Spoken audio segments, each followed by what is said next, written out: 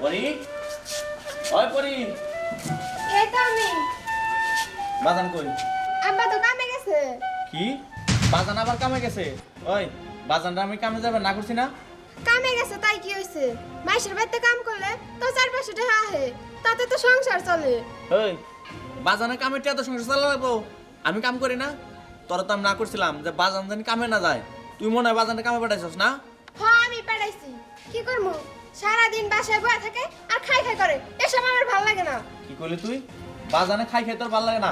ওই বাজানে কে খায়? তুই খাস না? তুমি ওই বুড়ার জন্য আমার গায়ে হাত তুললা, আমি আর এই বাড়িতে থাকবো না। করলি কি তুই? করতেছো? ছাড় আমার আমার বাজানে লাগতেছে। তুই বুইড়া কস, হ্যাঁ? তোর ছাইড়া দিলাম, শোন। যা বাজানে ডাইকা নিয়া। যা। আচ্ছা আমি গেতাছি। তোমরা খারাপ দেখছো? বয়স্ক মানুষ বাড়িতে থাকে, কাম কাজ করে না দেখা কেমন ব্যবহার করে। বাবা যদি তোরা মাফ না করে, আমি তো আল্লাহ সংসার করব না।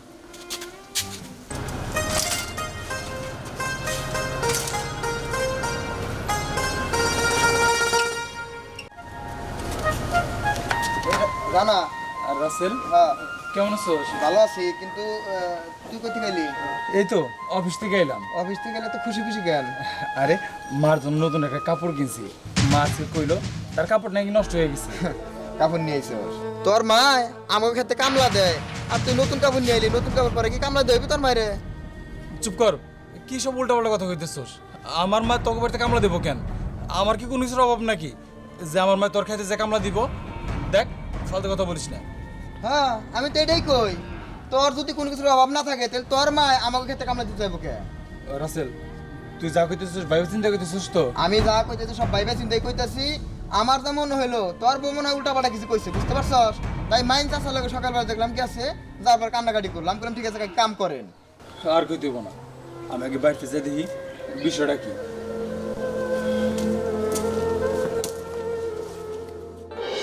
মা আমি বললাম তো তুমি কোনো চিন্তা করো না, আমি তোমার আসতে বলছি, তুমি কালকে চলে আসবা কিন্তু। আচ্ছা ঠিক আছে। পায়ে কি ব্যাপার, মারে আসতে কইছো? হ্যাঁ মার আসতে বলছি, কালকে চলে আসবে। আচ্ছা আচ্ছা, মা কই? আমি আম্মা, ও আম্মা তো খাওয়া দাওয়া করলো, খাওয়া দাওয়া করে মনে হয় কোথাও হাঁটতে গেছে। কি ব্যাপার, তুমি এবারে মারলা কেন? ও আমার মায় খাওয়া দাওয়া করে হাঁটতে গেছে তাই না? ওই আমার মায় যদি খাওয়া দাওয়া করে হাঁটতে যায় তাহলে খেতে কাজ করতেছে কে? কি আম্মা খেতে কাজ করতেছে? আমি তো সবার কিছুই জানি না। ও খুব অবাক হয়েছে তাই না? আমার সকালবেলায় বোঝা উচিত ছিল। আমার মায়ের গায়ে ছেঁড়া কাপড় থাকবো কেন? সে কেন ছেঁড়া কাপড় করে ঘুরবো? আর তুমি তখন কথাটা খুব সুন্দরভাবে কাটায় নিলে। তোমার ঘরে নতুন কাপড় কিনে আছে, সেগুলো তুমি নাকি তাড়ি দিবে। আসলে তো আমি এতদিন খুব ভালো করেই ভাবছিলাম যে তুমি আমার মায়ের নিজের মায়ের মতো মনে করো, কিন্তু না, আমি ভুলছিলাম। আমি যখন অফিসে যাইতাম তখন তোমার মায়ের সাথে খারাপ ব্যবহার করতাম। চলো এখনই চলো আমার মায়ের কাছে। আরে কই যাবো আমি? আমি যেতে পারবো না। যাইতে পারবো না মানে? চল। আচ্ছা আচ্ছা বাবা, যাবো না আমি।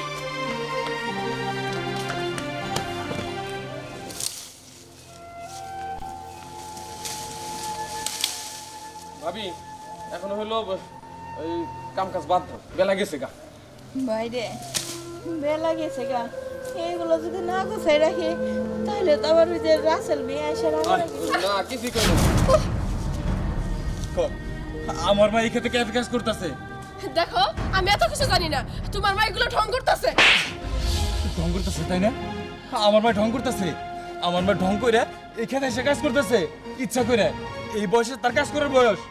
দেখো তোমার যদি এত দরদ লাগে না তুমি কাজ করো, আমার এত কথা শুনে না তো। ও আমার কাজের কথা হয় তাই না? সকাল থেকে সন্ধ্যা পর্যন্ত তোদের সকালাত পূরণ করার জন্য যে গাদার মতো পরিশ্রম করি, সেটা কি সেটা চোখে পড়ে না?